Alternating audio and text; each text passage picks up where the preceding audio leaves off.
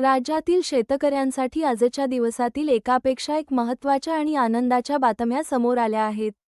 कर्जमाफीपासून पीक विम्यापर्यंत, खतांच्या उपलब्धतेपासून पावसाच्या स्थितीपर्यंत आणि शेतीसाठी मिळणाऱ्या अनुदानापासून पशुधन विम्यापर्यंत अनेक मोठे अपडेट आज आपण या बातमीत जाणून घेणार आहोत. त्यामुळे हा व्हिडिओ कुठेही स्किप न करता शेवटपर्यंत नक्की पहा. सर्वात पहिली आणि शेतकऱ्यांसाठी सर्वात मोठी आनंदाची बातमी म्हणजे राज्यातील कर्जमाफीच्या पहिल्या टप्प्यात पात्र शेतकऱ्यांच्या कर्ज खात्यांवर तब्बल 528,70,00,000 रुपयांपेक्षा अधिक रक्कम जमा करण्यात आली आहे. पुण्यश्लोक अहिल्यादेवी होळकर शेतकरी कर्जमुक्ती योजनेच्या पहिल्या यादीमध्ये सुमारे 16,96,000 शेतकऱ्यांचा समावेश करण्यात आला होता. त्यापैकी पहिल्या टप्प्यात 6,02,222 शेतकऱ्यांच्या कर्ज खात्यांमध्ये शुक्रवार 7 ऑगस्ट रोजी 528,70,38,206 रुपये जमा करण्यात आल्याची माहिती समोर आली आहे. एकूण 5,028 कोटी रुपयांचे कर्जमाफीचे वितरण करण्यात आले असून पहिल्या टप्प्यातील शेतकऱ्यांना मोठा दिलासा मिळाला आहे. विविध बँकांकडून सुमारे 32 लाख कर्ज खात्यांचा डेटा पोर्टलवर उपलब्ध झाला आहे. त्यामुळे पुढील टप्प्यात आणखी पात्र शेतकऱ्यांना कर्जमाफीचा लाभ मिळण्याची शक्यता आहे. मात्र, काही शेतकऱ्यांसमोर ई-के-वाय-सी आणि आधार प्रमाणीकरणाची अडचण निर्माण झाली आहे. सर्व्हर डाऊन, बायोमेट्रिकची समस्या आणि इतर तांत्रिक अडचणींमुळे कर्जमाफीच्या यादीत नाव असूनही काही शेतकरी लाभापासून वंचित राहण्याची परिस्थिती निर्माण झाली आहे. त्यामुळे संबंधित शेतकऱ्यांनी ई-के-वाय-सी आणि आधार प्रमाणीकरणाची प्रक्रिया पूर्ण करणे अत्यंत महत्त्वाचे आहे. निविष्ठा घोटाळ्याची व्याप्ती राज्यभर असल्याचे समोर येत असून स्थानिक पातळीपासून कृषी आयुक्तालय आणि मंत्रालयापर्यंत याचे धागेदोरे असल्याची चर्चा आहे. दरम्यान, भारतासह 5 देशांवर 100% टॅरिफ लावण्यासंदर्भातील विधेयक अमेरिकेच्या सिनेटमध्ये मंजूर करण्यात आल्याची माहिती आहे. याचा कृषी उत्पादनांच्या निर्यातीवर परिणाम होण्याची शक्यता व्यक्त केली जात आहे. शेतकऱ्यांसाठी आणखी एक महत्त्वाची बातमी म्हणजे ठिबक सिंचनासाठी 45 ते 55% अनुदान देण्यात येणार असून प्रतिथे अधिक पीक योजनेच्या दुसऱ्या टप्प्यासाठी 206 कोटी रुपयांचा निधी मंजूर करण्यात आला आहे. जमीन आरोग्य कार्यक्रमासाठी 5.16 कोटी रुपयांचे अनुदान मंजूर करण्यात आले आहे. तसेच पात्र शेतकऱ्यांना अनुदानित खत नाकारले जाणार नाही. राज्यातील 56 जिल्ह्यांमध्ये शास्त्रीय पद्धतीने खत विक्रीची नवीन पद्धत राबवण्यास मंजुरी देण्यात आली आहे. जळगाव जिल्ह्यात जलजीवन मिशनच्या 118 योजनांना स्थगिती देण्यात आली आहे. ज्या कामांची प्रगती 25% कमी आहे, अशा कामांवर कात्री चालवण्याचा निर्णय राज्य शासनाने घेतला आहे. कर्जमाफीच्या बाबतीत आणखी एक मोठी बातमी म्हणजे मंत्री, खासदार आणि आमदारांची कर्जखाती कर्जमाफीसाठी अपात्र ठरवण्यात आली आहेत. सहकार विभागाने तब्बल 2,088 लोकप्रतिनिधींची कर्जखाती अपात्र ठरवली आहेत. कुणबी प्रमाणपत्राबाबतही मोठी अपडेट समोर आली आहे. राज्यामध्ये लाखो कुणबी प्रमाणपत्रांच्या अर्जांची पडताळणी करण्यात आली असून मोठ्या संख्येने अर्ज निकाली काढण्यात आले आहेत. काही अर्ज नामंजूर झाले असून काही अर्ज अद्याप प्रलंबित आहेत. आता पावसाची स्थिती पाहूया. राज्यातील 190 तालुक्यांमध्ये सरासरीपेक्षा कमी पाऊस झाला आहे. त्यापैकी 8 तालुक्यांमध्ये सरासरीच्या निम्म्यापेक्षाही कमी पाऊस झाला आहे. तर 165 तालुक्यांनी सरासरी पावसाची पातळी ओलांडली आहे. दरम्यान, ओझरखेडा धरणामध्ये हतनूर धरणाचे अतिरिक्त पाणी सोडण्यात आले आहे. त्यामुळे शेतकऱ्यांना मोठा दिलासा मिळाला आहे. धरणाजवळ नारळ अर्पण करून जलपूजन करण्यात आले असून रब्बी हंगामातील सिंचनाचा प्रश्न सोडवण्यासाठी या पाण्याचा मोठा फायदा होणार आहे. आता विकासकामांमध्ये पारदर्शकता आणण्यासाठी महत्त्वाचा निर्णय घेण्यात आला आहे. आगामी 1 ऑक्टोबरपासून सर्व प्रकल्पांसाठी जिओ टॅगिंग आणि युनिक इन्फ्रा आयडी प्रणाली लागू करण्यात येणार आहे. त्यामुळे प्रत्येक कामाचे जिओ टॅगिंग होणार असून निधीचा दुहेरी वापर किंवा गैरप्रकार रोखण्यास मदत होणार आहे. खरीप पिकांची वाढ सध्या समाधानकारक असून अंतर्मशागतीच्या कामांना वेग आला आहे. संततधार पावसानंतर अनेक भागांमध्ये शेतातील पिकांची वाढ चांगली होत असल्याचे चित्र आहे. नंदुरबार तालुक्याच्या पूर्व भागातही शेतीची परिस्थिती समाधानकारक असल्याची माहिती आहे. अकोला जिल्ह्यात बोगस बियाण्यांविरोधात मोठी कारवाई सुरू आहे. बोगस बियाण्यांची प्रभावी तपासणी करण्यासाठी SITची स्थापना करण्यात आली आहे. अकोला पोलिसांनी बियाणे माफियांविरोधात कारवाई सुरू केली असून जिल्ह्यातील 13 गुन्ह्यांचा सखोल तपास सुरू आहे. दरम्यान, अकोला जिल्ह्यातील वाडेगाव परिसरात युरिया खताचा तुटवडा जाणवत असल्यामुळे शेतकरी चिंतेत आहेत. पुरेसा खतसाठा उपलब्ध करून देण्याची मागणी शेतकऱ्यांकडून करण्यात येत आहे. खताचा तुटवडा राहिल्यास उत्पादनावर परिणाम होण्याची शक्यता व्यक्त केली जात आहे. अकोला जिल्ह्यातील 19,910 शेतकऱ्यांच्या कर्ज खात्यांमध्ये तब्बल 169 कोटी 36 लाख रुपये जमा करण्यात आले आहेत. कर्जमाफी योजनेमध्ये पात्र असलेला कोणताही शेतकरी लाभापासून वंचित राहणार नाही, असे पालकमंत्र्यांनी सांगितले आहे. चिखलीमध्ये मसालेवर्गीय पिकांची क्रांती पाहायला मिळत आहे. हळदीचे क्षेत्र 71 हेक्टरवरून थेट 1350 हेक्टरपर्यंत वाढले आहे. चांगला परतावा मिळत असल्यामुळे शेतकऱ्यांचा हळद आणि अद्रक लागवडीकडे कल वाढत आहे. पशुपालकांसाठीही महत्त्वाची बातमी आहे. गुरांमध्ये लंपी आजाराचा प्रादुर्भाव वाढत असल्यामुळे पशुपालकांमध्ये चिंता निर्माण झाली आहे. जनावरांच्या अंगावर गाठी येणे आणि दूध उत्पादनात घट होणे अशी लक्षणे दिसत आहेत. त्यामुळे पशुवैद्यकीय विभागाकडून पशुपालकांना सतर्क राहण्याचे आवाहन करण्यात आले आहे. कर्जमाफीच्या यादीमध्ये नाव आले आहे, मात्र KYCचे घोडे आडले आहेत, अशी परिस्थिती अनेक शेतकऱ्यांसमोर निर्माण झाली आहे. आधार प्रमाणीकरणासाठी शेतकऱ्यांची धावपळ सुरू आहे. सर्व्हर डाऊन आणि बायोमेट्रिकच्या अडचणींमुळे शेतकऱ्यांना त्रास सहन करावा लागत आहे. पीक विम्याच्या रकमेसंदर्भातील बँक नोटिसांविरोधात शेलगावमध्ये शेतकऱ्यांनी रास्ता रोको आंदोलन केले. बार्शीमध्ये सुमारे 2 तास वाहतूक बंद होती. जोरदार घोषणाबाजी करण्यात आली. प्रशासनाकडून दखल घेण्याचे आश्वासन दिल्यानंतर आंदोलन मागे घेण्यात आले. पावसामुळे ऊस शेतीच्या कामांना वेग आला आहे.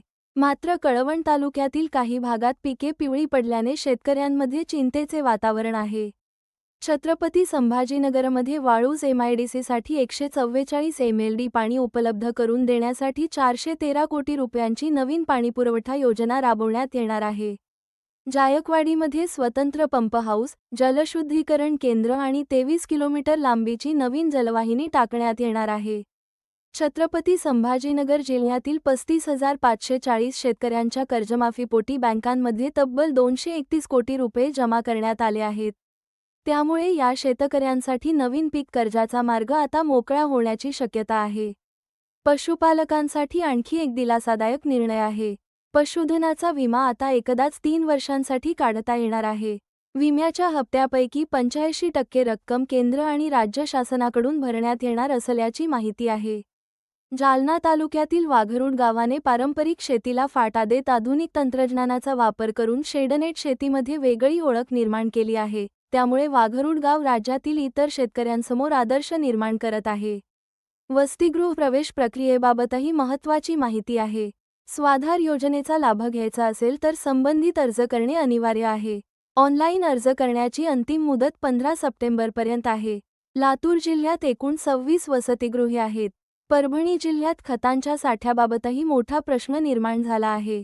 सरकारी नोंदीनुसार 12,916 टन युरिया शिल्लक असल्याचे सांगितले जात असले तरी प्रत्यक्षात एका गोणी खतासाठी शेतकऱ्यांना दिवसभर भटकंती करावी लागत असल्याची तक्रार आहे. दरम्यान, समृद्धी महामार्गानंतर आता शक्तीपीठ महामार्गासाठी लागणाऱ्या जमिनीच्या प्रश्नावरही संघर्ष सुरू आहे. परभणी जिल्ह्यात सुमारे 550 हेक्टर जमिनीचा प्रश्न असून 2880 शेतकऱ्यांवर टांगती तलवार असल्याचे सांगितले जात आहे. STBT बियाण्यांच्या विक्रीलाही BG2 बियाण्यांच्या विक्रीचा फटका बसत असल्याची माहिती समोर आली आहे. बाजारातील BG2 बियाण्यांचा वाटा किमान 35% असल्याचे सांगितले जात आहे. धानाच्या उत्पादन खर्चाच्या तुलनेमध्ये हमीभाव कमी असल्याने शेतकऱ्यांमध्ये नाराजी आहे.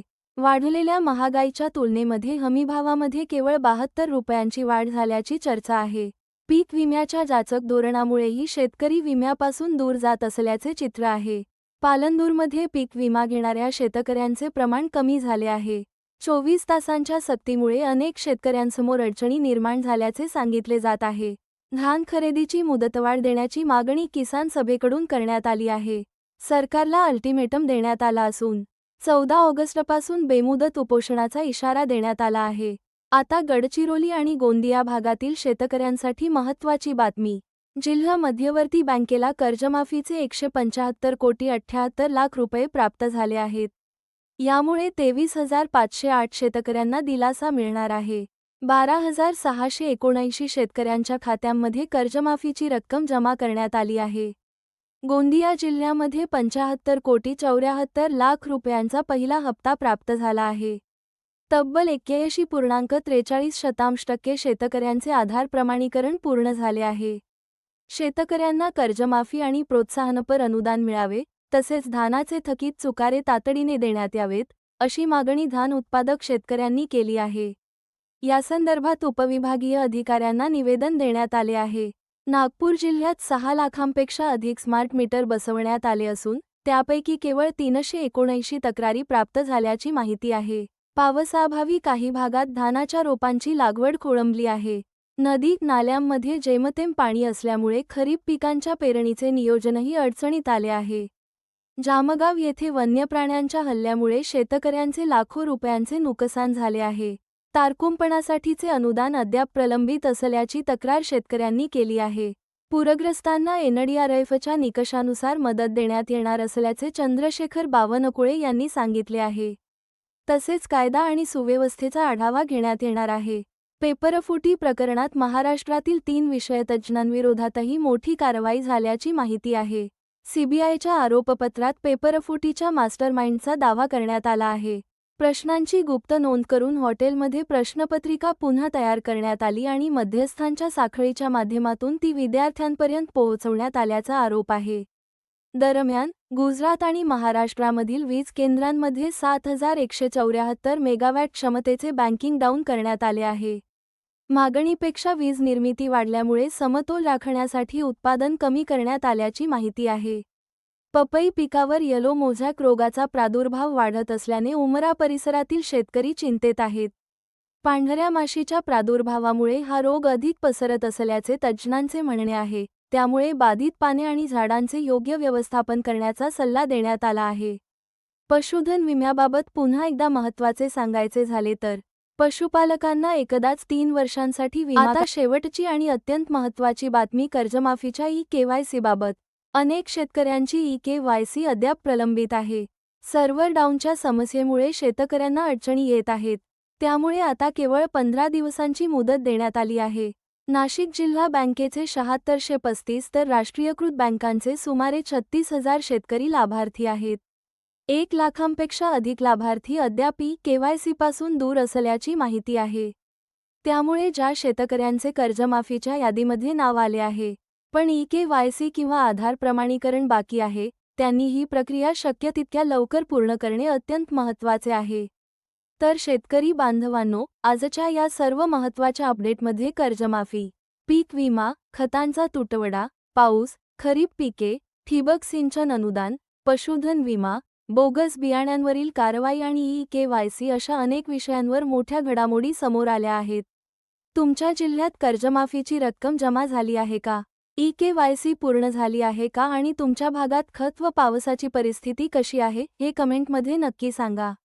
अशाच शेतकऱ्यांसाठीच्या ताज्या आणि महत्त्वाच्या बातम्यांसाठी आपल्या चॅनलला सबस्क्राईब करा. व्हिडिओला लाईक करा आणि ही माहिती आपल्या शेतकरी बांधवांपर्यंत नक्की शेअर करा.